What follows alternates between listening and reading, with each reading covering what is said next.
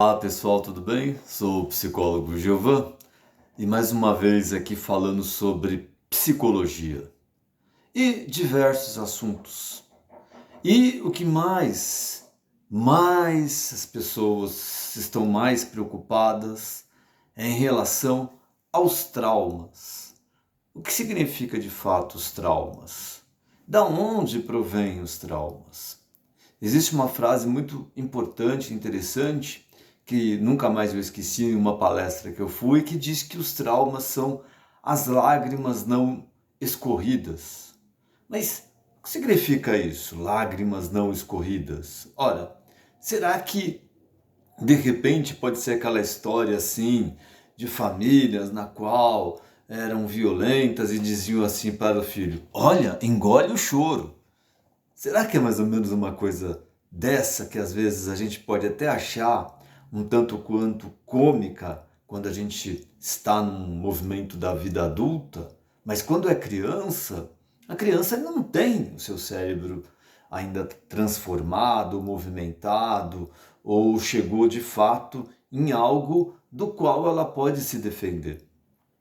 Talvez a gente pode pensar que o trauma relacionado ao medo, que também a gente entender como uma ansiedade, pode ser a questão de que eu não existia, de que eu tinha que fazer exatamente aquilo que o outro dizia. E eu confiava plenamente nessas figuras em função de pensar que essas eram as pessoas que mais tinham autoridade sobre a minha vida. Aí daí, quando eu passo para um outro estágio da minha vida, eu tento, ou as pessoas que são traumatizadas, ou traumatizadas de um modo que elas às vezes têm um movimento de revolta, ou às vezes ela tem um movimento de uma timidez terrível, ou às vezes ela não pode se manifestar e fala: o que eu faço agora da minha vida? Essas figuras, às vezes, quando entram lá no ensino médio, no ensino fundamental, ou elas continuam sendo ridicularizadas, ou elas continuam não existindo, ou ela parte para alguma atitude que a faça de fato existir dentro do mundo. Mas como é isso? Como a gente pode compreender a situação dessas pessoas que podem produzir, mas ao mesmo tempo elas continuam reproduzindo algo que foi terrível na vida dela, que foi a violência, de certo modo? Podemos pensar aqui em pessoas, em adultos que foram, por exemplo, abusados. A gente pode falar abusados não só de forma violenta, daquelas como eu citei aqui, às vezes pais ignorantes, os pais que acham que com porrada vai educar o filho, aquela coisa toda. Não estou dizendo, gente, que ninguém perde a estribeira, que ninguém perde o limite, mas o problema é que quando isso se torna normal, se torna algo assim: ainda bem que eu dei porrada, ainda bem que apanhou porque agora é um homem ou agora é uma mulher. A gente não está falando sobre isso. Nós estamos falando de outros abusos também. Abusos que às vezes os pais nem sabem que a criança às vezes foi abusada, sexualmente falando. E às vezes esse abuso, pessoal, é dentro de casa, é dentro da comunidade.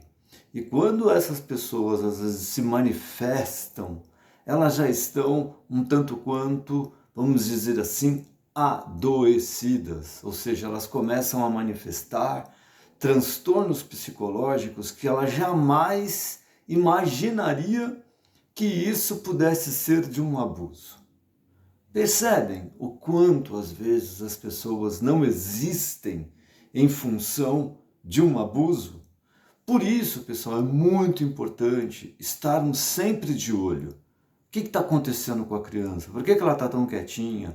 Por que ela está chorando à toa? Por que gritou com ela já está desesperado ou tremendo?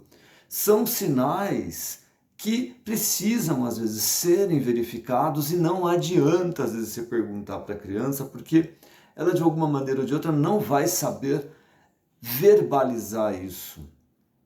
Ou, às vezes, ela pode estar desenhando isso, às vezes ela está escrevendo isso de alguma maneira ou de outra através da arte.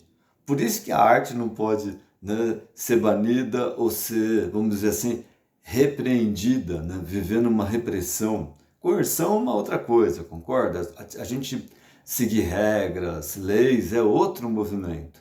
Agora, essas figuras, infelizmente, elas precisam ser observadas, elas precisam estar, né, acolhidas, principalmente quando ela chega numa idade na qual você percebe que ela não quer mais viver.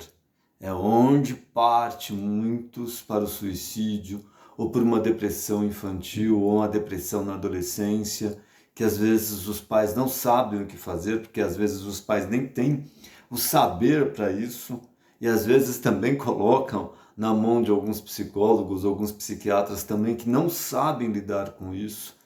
Por quê? Porque a questão de cada um precisa ser estudada de forma muito profunda. Pessoal, não é nada no estralo. O psicólogo que vai lá e dá um diagnóstico na primeira sessão ou no primeiro tratamento, tem alguma coisa que precisamos ser observado, porque não é bem assim.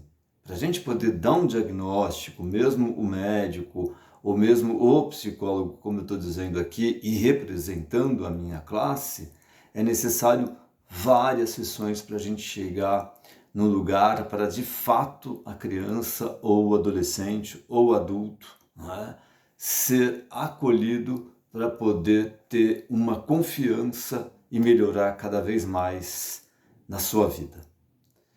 Bom, se vocês gostaram do assunto, gostaram da dinâmica, dê um like aqui no canal, compartilhem e viva a vida. Um grande abraço.